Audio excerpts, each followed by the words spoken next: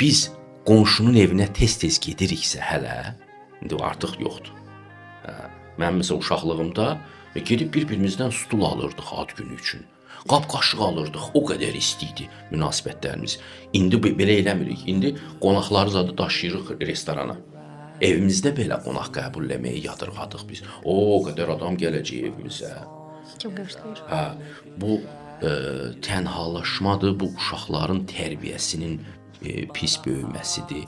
Onların psixoloji müdafiə mexanizmlərindən məhrum böyüməsidir. Autik uşaqların sayı artdı, bilirsiniz. Bunun səbəbi sərhədlər və yalnızlıq deyirlər. Və yalnızlıqdır, telefondur. Evet.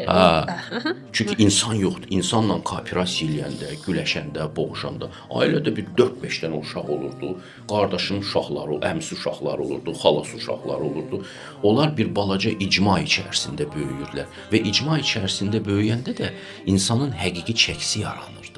Məsələn, bilirdilər ki, filan kəs güclüdür, o bizi qoruya bilər başqa uşaqların güclülərindən. Bu birisi ağıllıdır, bu bir şey fikirləşə bilər. Hər kəsin təbii təyinatına görə istifadəsi və ranglaşması yaranırdı o sosial mühitdə. İndi insanlar öz yerlərini belə bilmirlər. Çünki asosial tiplərə dönüşürlər. Mən daha fazla uzatmaq istəmirəm. Məsələ buradadır. Biz icma mədəniyyətini tərk edirik, virtual icmalar yaradırıq ki, o da gigiyenik icmalardır.